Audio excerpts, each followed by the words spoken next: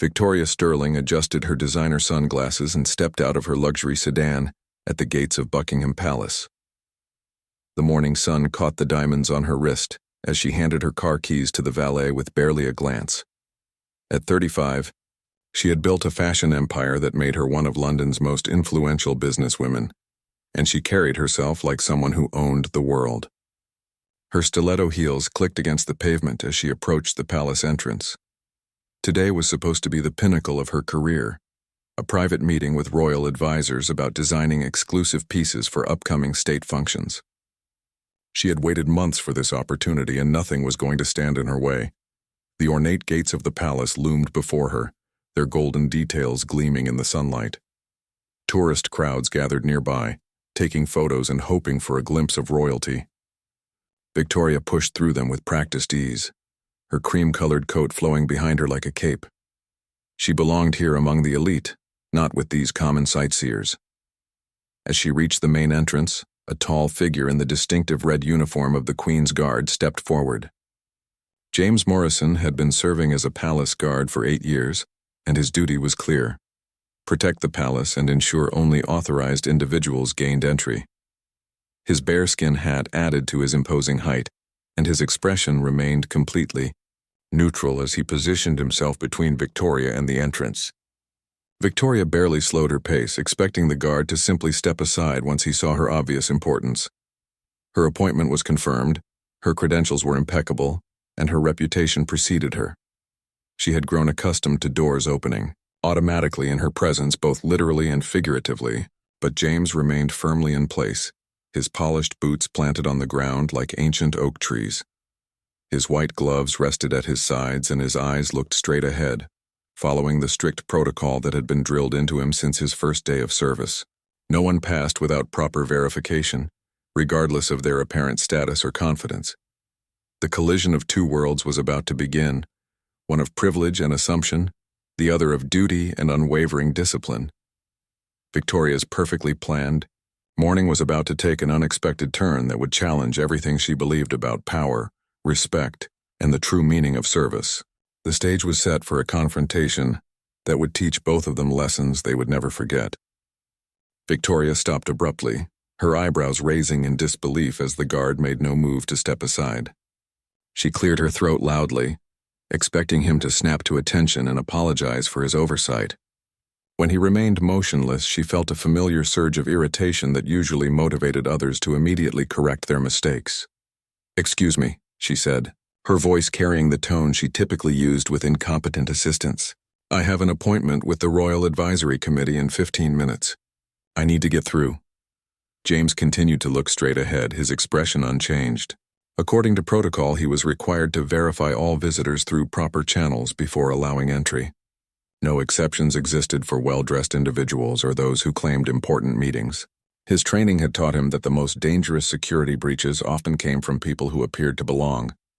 Victoria's patience, which was never particularly abundant, began to evaporate like morning mist.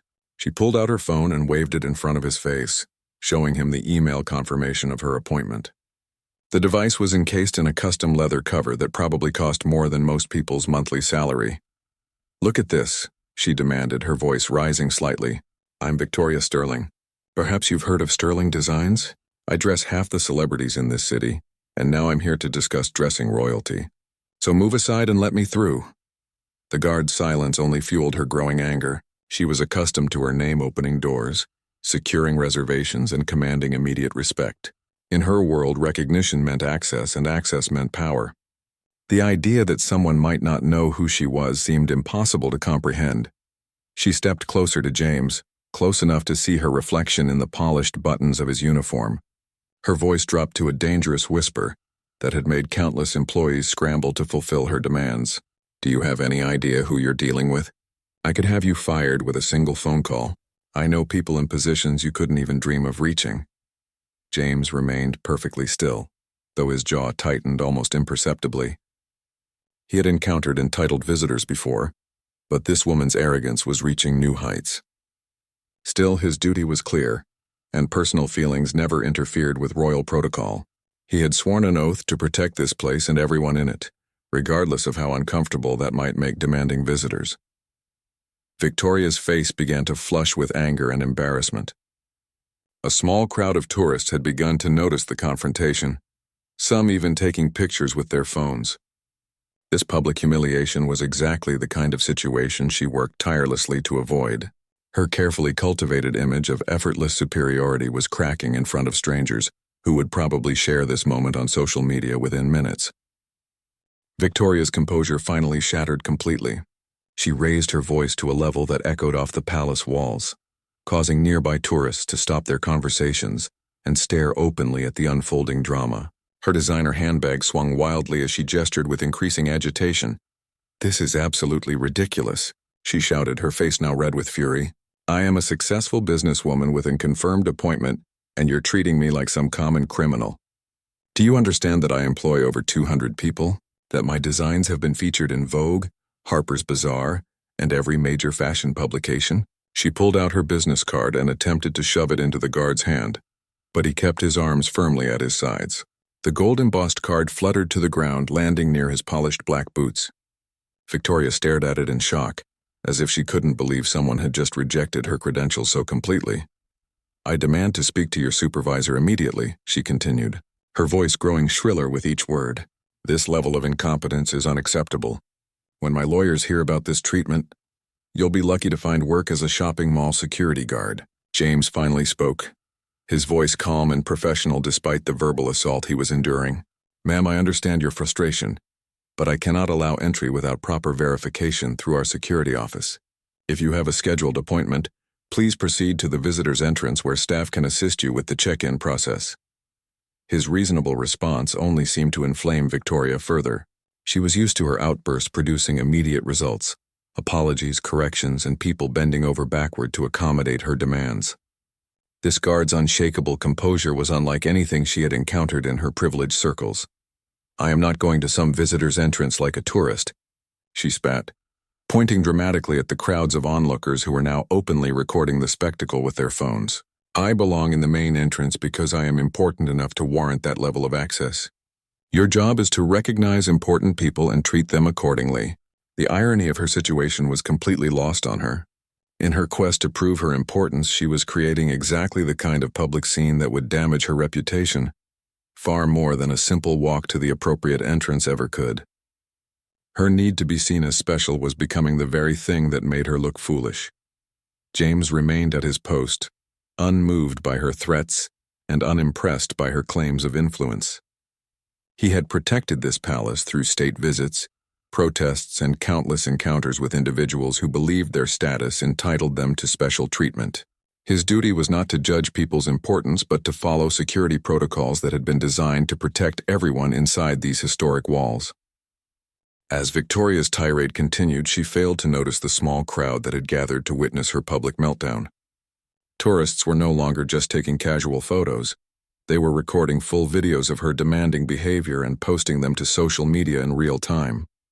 Her perfectly crafted public image was being destroyed with every passing second. "You clearly don't understand who you're dealing with," she declared, her voice carrying across the courtyard. "I have connections that go straight to the top of this government. When I tell them how I've been treated by some nameless guard who doesn't know his place, there will be consequences." James watched as she pulled out her phone and began making dramatic calls to various contacts, each conversation growing more heated as her demands for immediate intervention were politely declined. Her assistant, her lawyer, her publicist, none of them seemed capable of instantly resolving her situation, which only added to her mounting frustration. What Victoria didn't realize was that her appointment confirmation email clearly stated she should report to the administrative entrance for all business meetings. In her haste to make a grand entrance through the main ceremonial gates, she had completely ignored the detailed instructions that had been sent to her office 3 times. Meanwhile, inside the palace, the Royal Advisory Committee was beginning to wonder about her absence. They had heard the commotion outside but had no idea it involved their missing appointment. The meeting they had scheduled was important. They were genuinely interested in her design portfolio and had arranged this session specifically to discuss potential collaborations. As Victoria continued her public display of outrage, James received a message through his earpiece from the security office. They had been monitoring the situation and were aware of her scheduled appointment. However, they were equally committed to maintaining proper protocols and would not make exceptions simply because someone was causing a scene.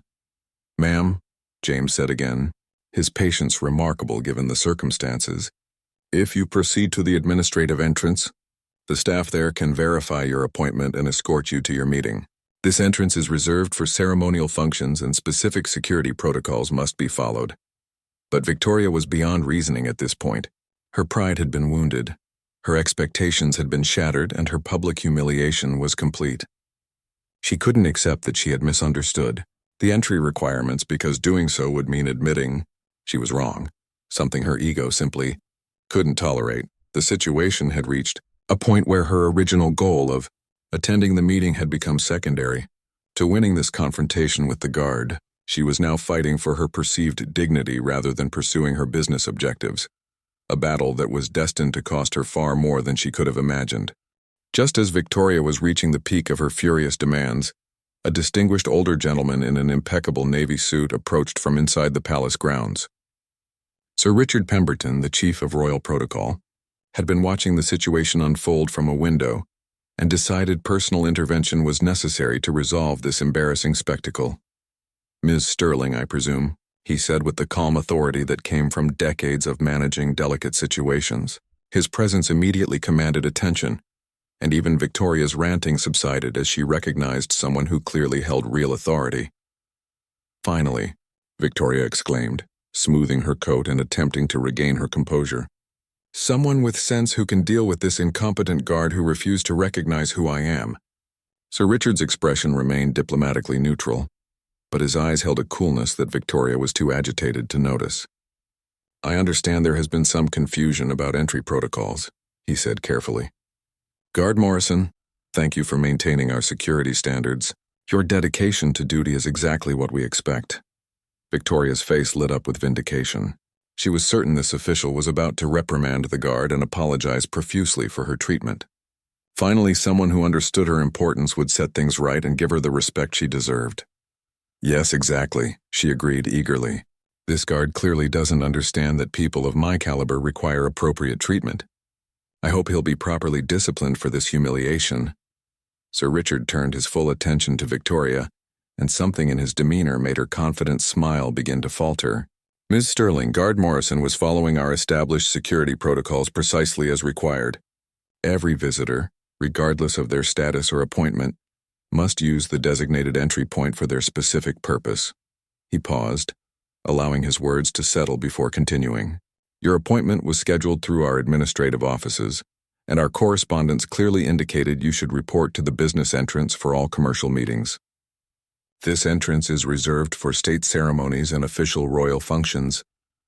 Victoria's mouth opened and closed like a fish out of water as the reality of her mistake began to dawn on her. She had been so focused on making a grand entrance that she had completely ignored the simple instructions that would have prevented this entire situation. "However," Sir Richard continued, his voice taking on a more serious tone, "what concerns me most is not the initial confusion, but rather your treatment of our staff member. Guard Morrison has served with distinction for 8 years, protecting members of the royal family and maintaining the dignity of this institution." The crowd of onlookers had grown larger, and Victoria suddenly became acutely aware that dozens of people were recording every word of this conversation. Her public humiliation was being broadcast live to the world, and there was no way to stop it or take back what had already been said. Sir Richard's next words hit Victoria like a physical blow. "Ms. Sterling, after witnessing your behavior toward our staff and your disregard for our clearly stated protocols, I'm afraid we must reconsider our business relationship. The royal household values partners who demonstrate respect, professionalism, and the ability to follow basic instructions." Victoria felt the ground shifting beneath her feet. The meeting she had worked months to secure, the career opportunity that could have elevated her business to unprecedented heights, was evaporating before her eyes, all because she couldn't accept being directed to the appropriate entrance like everyone else. "But surely you understand," she began desperately, her voice now pleading rather than demanding. "This was just a misunderstanding. I'm a successful businesswoman with an impeccable reputation. I simply expected to be treated with the respect my position warrants." Sir Richard's expression softened slightly, but his resolve remained firm. Success in business is indeed admirable, Ms. Sterling. However, true distinction comes from how one treats others, particularly those in service positions. Guard Morrison represents the finest traditions of duty and honor, yet you attempted to humiliate him for simply doing his job correctly.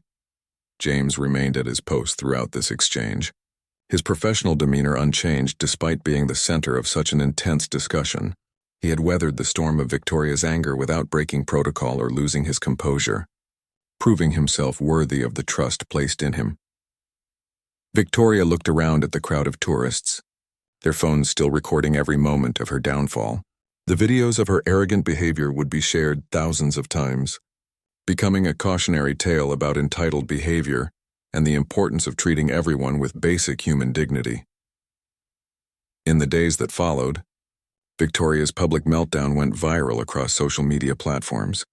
The contrast between her demands for special treatment and the guard's quiet professionalism resonated with millions of viewers who shared their own stories of encounters with entitled individuals.